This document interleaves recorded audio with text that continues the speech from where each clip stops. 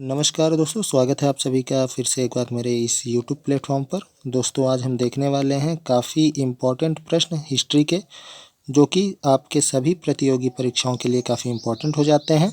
और पिछले कई वर्षों से लगभग 15 से 20 वर्षों से यह क्वेश्चंस आते ही रह रहे हैं दोस्तों। कभी बीपीएससी वगैरह में, आपका यूपीपीसीएस में, एमपीपीएससी में और आपका सीपीएससी में, इन सभी आपका जैसे हो गया आरआरबी टेक का हो गया दोस्तों, एसएससी हो गया आपका, इन सभी एग्ज़ाम्स में क्वेश्चन पूछे गए हैं।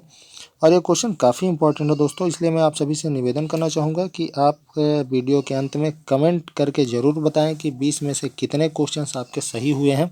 और आप इस वीडियो को अपने दोस्तों तक भी ज़रूर शेयर कर दीजिएगा दोस्तों। तो बढ़ते हैं दोस्तों अपने आज के पहले प्रश्न की ओर। हमारा जैसा कि आज का पहला प्रश्न है कि मीनाक्षी मंदिर कहाँ स्थित है दोस्तों। तो जो मीनाक्षी मंदिर है दोस्तों, यह मदुरई में स्थित है, मदुरई में। दोस्तों अगर आपको वीडियो पसंद आए तो चैनल को भी सब्सक्राइब कर लीजिएगा और वीडियो को भी ज़रूर से ज़रूर लाइक कर दीजिएगा। तो बढ़ते हैं दोस्तों अपने दूसरे प्रश्न की ओर। चार मीनार का निर्माण किसने करवाया था। तो दोस्तों जो चार मीनार है, चार मीनार कहाँ स्थित है दोस्तों। तो यह स्थित है हैदराबाद में। कहाँ स्थित है दोस्तों, हैदराबाद में। किसने बनवाया दोस्तों, कुली कुतुब शाह ने बनवाया। ऑप्शन सी आपका करेक्ट आंसर हो जाएगा। किसने बनवाया था, कुली कुतुब शाह ने बनवाया था। कहाँ बनवाया था, हैदराबाद में बनवाया था। ऑप्शन सी आपका करेक्ट आंसर है। बढ़ते हैं अगले प्रश्न की ओर। बहमनी राजाओं की राजधानी क्या थी। तो दोस्तों जो बहमनी है, बहमनी राजाओं की राजधानी थी दोस्तों गुलबर्गा बहमनी राज की राजधानी थी। ऑप्शन ए आपका करेक्ट आंसर हो जाएगा। बढ़ते हैं अगले प्रश्न की ओर। विजयनगर किस नदी के तट पर स्थित है। तो विजयनगर दोस्तों जो था, यह किस नदी के किनारे था दोस्तों, यह तुंगभद्रा नदी के किनारे था। ऑप्शन आपका करेक्ट ऑप्शन हो जाएगा डी, विजयनगर तुंगभद्रा नदी के किनारे स्थित था।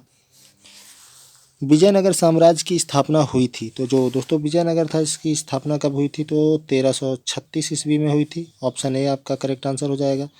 विजयनगर की स्थापना किसने की थी दोस्तों, यह आपको कमेंट करके बताना है कि विजयनगर की स्थापना किसने की थी। काफ़ी आसान क्वेश्चन है ये कि विजयनगर की स्थापना किसने की थी। आप स्कूल टाइम से भी सुनते आ रहे होंगे कि विजयनगर साम्राज्य की स्थापना किसने की थी। कब की थी ये तो मैंने आपको यहीं बता दिया है, 1336 ईस्वी में की थी। बढ़ते हैं अगले प्रश्न की ओर। बहमनी राज्य की स्थापना की थी। तो जो बहमनी राज्य था, बहमनी राज्य की स्थापना किसने की थी दोस्तों। तो इसे की थी हसन गंगू ने। हसन गंगू को ही कहा जाता है बहमन शाह। अगर बहमन शाह मिल जाता है दोस्तों, तो बहमन शाह भी करेक्ट आंसर हो जाएगा। हसन गंगू या बहमन शाह। बढ़ते हैं अपने अगले प्रश्न की ओर। कश्मीर का अकबर नाम से जाना जाने वाला शासक। तो कश्मीर का अकबर नाम से जाना जाने वाला शासक दोस्तों जैनुल आबदीन। ऑप्शन बी आपका करेक्ट आंसर हो जाएगा। बढ़ते हैं अगले प्रश्न की ओर। बीजक के रचयिता कौन है। काफ़ी सिंपल सा क्वेश्चन है कि बीजक के रचयिता कौन है। कबीरदास जी हैं। कबीरदास जी का जन्म कहाँ हुआ था दोस्तों। तो इनका जन्म हुआ था बनारस में।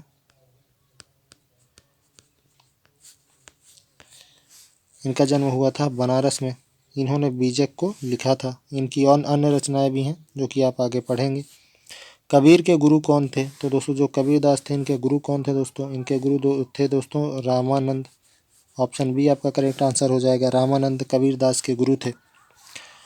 आज का हमारा 10वां प्रश्न है दोस्तों। प्रसिद्ध भक्त कवित्री मीराबाई के पति का नाम क्या था। तो प्रसिद्ध भक्त कवित्री भक्त थी, किसकी भक्त थी दोस्तों, ये भगवान कृष्ण की भक्त थी। किसकी भक्त थी, भगवान कृष्ण जी की भक्त थी।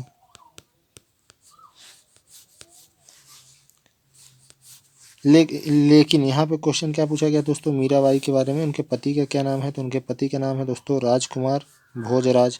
ऑप्शन बी आपका करेक्ट आंसर हो जाएगा। मीराबाई भक्त किसकी थी। तो यह कृष्ण जी की भक्त थी। शायद है कि आप में से किसी को नहीं पता होगा, बाकी आप सभी जानते होंगे कि मीराबाई कृष्ण जी की भक्त थी। यह भगवान कृष्ण को अपनी आराध्य मानती थी। बढ़ते हैं अपने अगले प्रश्न की ओर। पानीपत का प्रथम युद्ध कब हुआ था। तो दोस्तों पानीपत जो था, पानीपत का प्रथम युद्ध हुआ था सन 1526 ईस्वी में।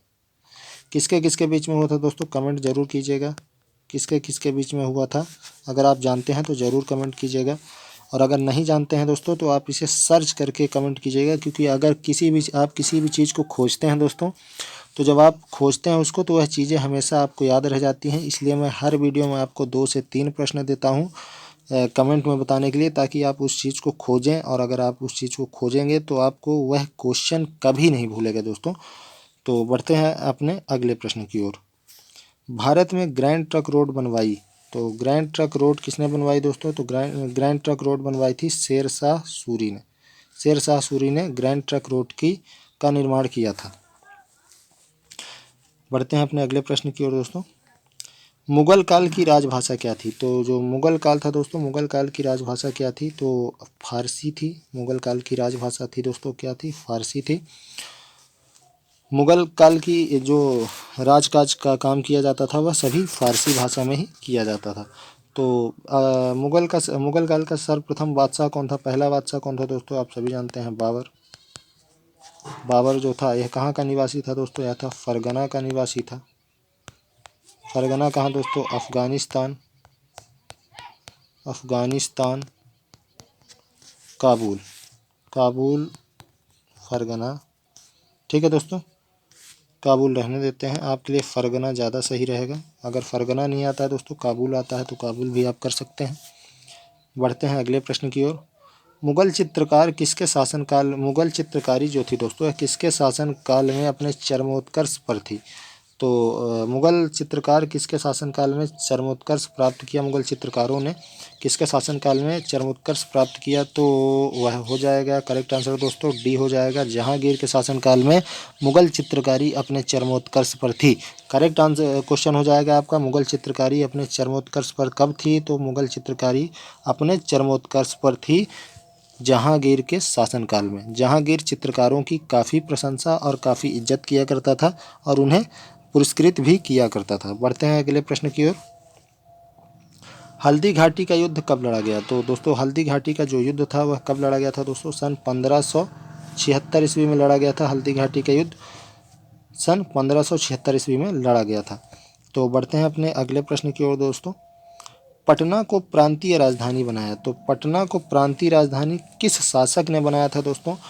तो पटना को प्रांतीय राजधानी बनाया था दोस्तों शेरशाह सूरी ने। शेरशाह ने।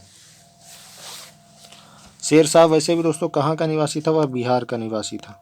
कहाँ का निवासी था दोस्तों? बिहार का निवासी था। इसने किस मुगल बादशाह को हराया था? तो इसने हुमायूं को हराया था दोस्तों। इसने किसे हराया था? तो हुमायूं को हराया था दोस्तों इसने। मुगल बादशाह हुमायूं, यह अकबर का पिता था। कौन था दोस्तों? अकबर का पिता था। बादशाह अकबर का पिता था हुमायूं।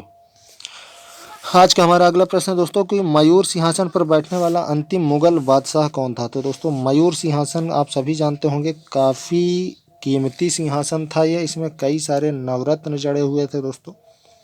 और इस पर बैठने वाला अंतिम बादशाह कौन था दोस्तों? तो मोहम्मद शाह रंगीला। इसके नाम में रंगीला लगा है दोस्तों, ये वास्तव में रंगीला बादशाह था। काफ़ी रंगीला था, इसके बारे में अगर आप पढ़ेंगे तो समझ में आएगा। वैसे हमारा क्वेश्चन है कि मयूर सिंहासन पर बैठने वाला अंतिम मुगल बादशाह कौन था दोस्तों? तो मोहम्मद शाह रंगीला था। दिल्ली के लाल किले का निर्माण किसने करवाया था? तो दोस्तों दिल्ली के लाल किले का निर्माण किसने करवाया था दोस्तों? तो यह करवाया था शाहजहां ने। ऑप्शन डी आपका करेक्ट आंसर हो जाएगा कि दिल्ली के लाल किले का निर्माण शाहजहां ने करवाया था। आज का हमारा 19वां प्रश्न है दोस्तों कि किस बादशाह के काल में सर्वाधिक हिंदू सेनापति थे? तो कौन सा बादशाह था जिसके समय में, जिसके शासनकाल में सर्वाधिक सेनापति जो थे वह हिंदू थे, हिंदू धर्म को मानने वाले थे? तो वह था दोस्तों, कौन था? डी, औरंगजेब। आप में से सभी को तो नहीं कह सकते, लेकिन कुछ लोग ऐसे हैं जिन्होंने नहीं पढ़ा होगा इसके विषय में, तो नहीं पता होगा, वह सोचते होंगे कि अकबर, लेकिन अकबर नहीं था दोस्तों। सर्वाधिक जो हिंदू सेनापति थे वह थे औरंगजेब के शासनकाल में। बढ़ते हैं अपने अगले प्रश्न की ओर। अकबरनामा किसने लिखा? तो अकबरनामा लिखा था किसने दोस्तों? अबुल फजल ने। यह अबुल फजल जो था अकबर के नवरत्नों में भी शामिल था, अबुल फजल। तो ये थे दोस्तों आज के हमारे 20 महत्वपूर्ण प्रश्न। तो दोस्तों मिलते रहेंगे इसी प्रकार के और भी इम्पोर्टेंट प्रश्न के साथ। आप सभी से निवेदन है कि चैनल को ज़रूर सब्सक्राइब कर लें ताकि आपको नोटिफिकेशन प्राप्त होता रहे। तो दोस्तों बहुत बहुत धन्यवाद, मिलते हैं अपने नेक्स्ट वीडियो में।